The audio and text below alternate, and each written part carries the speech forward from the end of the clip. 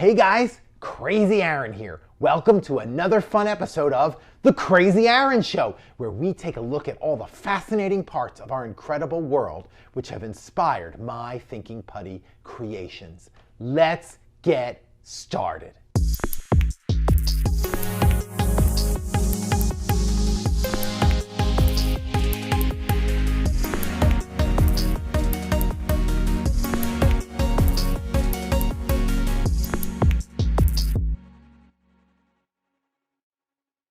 If you missed our last episode, then check out the video archive. We talked about interference colors. Those are special colors, different than pigments and paints and inks. They are special because they shift color in the light, they're invisible against a white background, and they are the source of some of nature's most beautiful creations. We even got to check out some close-ups of reflective bugs, my favorite. Well, today we are going to do an activity. I'm taking requests. I had a few requests to make certain colors, and I'm going to make them with our Mixed by Me Thinking Putty kit. This is the holographic edition, and we're going to get down to it. Some people ask, Aaron, why did you create this Mixed by Me kit? And you know, the reason is I wanted you at home to be able to play Crazy Aaron, act like you're in my lab, mix incredible new colors, use your imagination, think about your favorite thing in the world. How can you make that appear inside your Thinking Putty? How can you evoke the calm and peace of a tropical beach? Or maybe the magic and mystery of galaxies and stars? That's what the Mixed by Me kit is all about. And even better than most arts and crafts kits, when you're done playing with it, you made a toy you can keep playing with forever.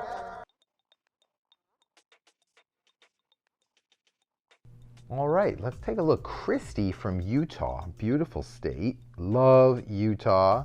Christy asked for a disco ball with purple flecks. So what I'm gonna do is I'm gonna get some Holoizer, because that's going to provide all that silver. Keep in mind, these are concentrated colors, so even this little bit is going to provide a lot.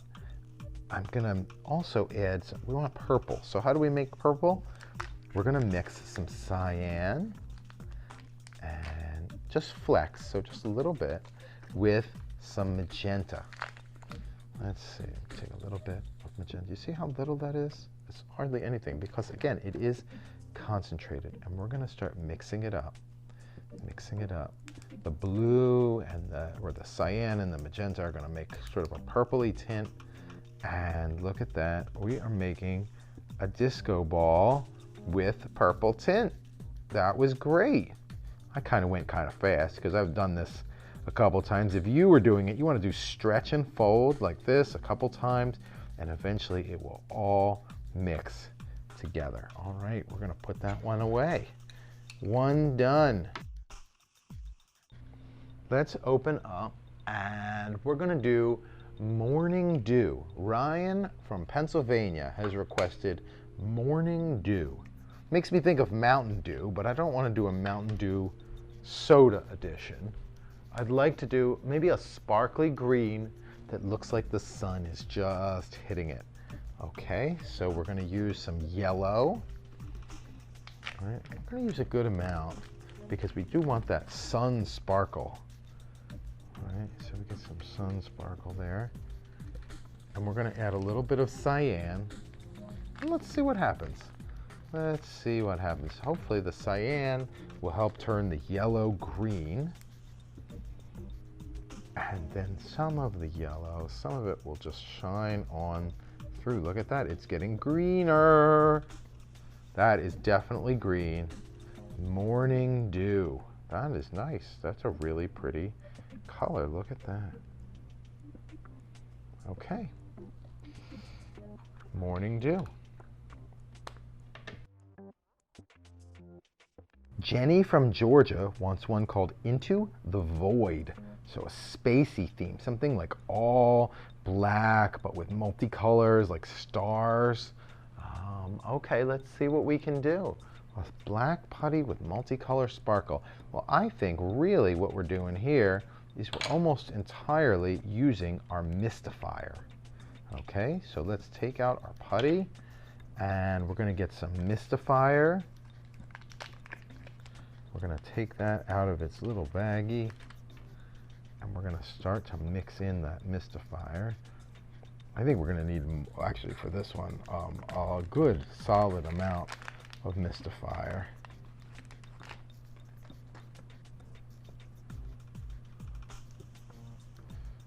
There we go. And it's giving it that multicolor sparkle. It's looking very star-like. I am going to add even more Mystifier. I mean, we're really going to town here. Let's see. Oh, that's good. That's really good. Look at that. That looks like Into the Void. So Tim wrote in from New York and he said that he wants to see a sparkly gold that reminds him of a Mario coin. Okay, well, I think I have some ideas. I mean, we're going to use the yellow glitterizer, but I think that we can add a little something more. So let's try it. Let's add that yellow glitterizer from the baggie. And I'm also going to add some opalizer. That's going to take that yellow and it's going to shift it a little bit to be looking a little more like gold. It's going to make it look more pearly and metallic. You can already see that happening, right? Look at that. It really, the way these are all designed, I'm pretty proud of this holographic kit.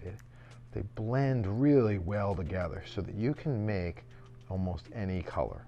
Well, what do you think? Does that look like a Mario coin? Da-ding, da-ding, da-ding.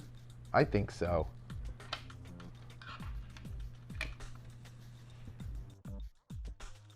We are going to make a Madagascar Ruby. So that is going to be like very much magentaizer.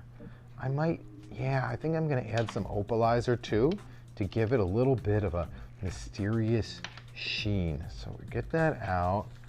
And we're going to use our magentaizer.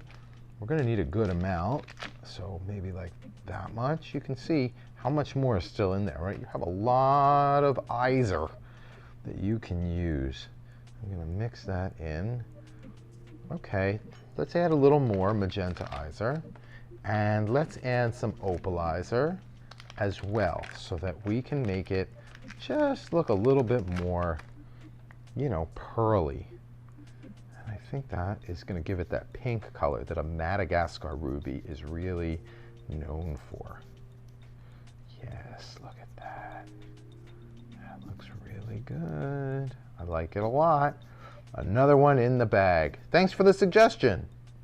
So let's talk about a few characteristics of color that go sort of beyond just color. We talked about regular pigments like blue and red and yellow. We talked about interference pigments that interfere with those light waves to create those colors as well, but also sort of appear on top of or have the ability to shift color depending on the light.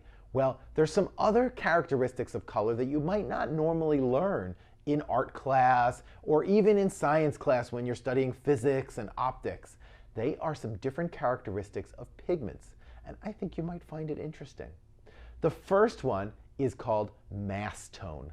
Mass tone is the color of a pigment in a thick mass. When you're just opening the jar and you're looking through all of it, it's completely opaque in the bottom, so there's no light being reflected back other than the pigment itself. That's the true color of a pigment. The corollary to that is what we call undertone or a tint. And an undertone or tint is when you don't use sort of lots of the pigment, you use just a little bit. And some colors will shift in hue, that is, shift in the color you perceive depending on how much you use. So rather than, say, a bright red pigment just looking like a light pink if you use a little bit, it might shift more to orange or to blue and purple. You don't know until you try it. Different pigments have different properties, something we use when we're designing our thinking putties. Another one is called metamerism. Sounds like a magician, right? Metamerism. Well, metamerism is the quality of different pigments to appear different colors depending on the kind of light you are viewing them under. So they might appear one color in sunlight, a different in fluorescent light, another in LED light, and maybe yet another by the campfire. Metamerism can be used to create interesting effects, but it's also sometimes something you want to avoid. Because if I make an orange thinking putty, you don't want it to look green under certain lighting. You always want it to look orange. And that can be complicated because those colors shift in how they're perceived depending on the light you are seeing. Maybe we'll do a show about the reasons for metamerism, and I could show you some of the more interesting examples I've come across over the years. The last is what we call LAB color. It looks like the word lab color, but it's LAB because it's an acronym. It stands for luminance. That's sort of from black to white. How much brightness does the color have? With no color at all, just the reflectivity. A, which is about how the color is somewhere on a spectrum between green and red. And then B, which is where does it fall on a spectrum between blue and yellow. It might be unusual for you to realize that every color you see can be described with those three numbers: luminance, how red or green it is, and how blue or yellow it is. You think to yourself, well, orange isn't in there. How can I make orange, right? Purple isn't in there. How can I make purple? But the bluishness of the B and the reddishness of the A can combine to make a purple. In the same way that the yellow of the B could combine with the red of the A to make an orange. It's an interesting way of looking at color, and it's really the only true way to measure color. So when we get new colors into the lab, we will measure them on a special instrument called a photospectrometer, and it will tell us those three values. And that lets us compare every time we take a delivery, is the color the same as it was before? What is the blackest black? What is the reddest red? We can figure that out to provide consistency, but also to make sure that we sell you the blackest black, and that when you buy a red thinking putty, it is the reddest red that can be, because I know that's what you expect. Now, of course, you can always get your Mixed by Me kit on Amazon.com, PuttyWorld.com, or even support your local specialty toy store. Give them a call, check out their website, get on there, and help support them during these challenging times. If you like what you've seen, why not tell a friend?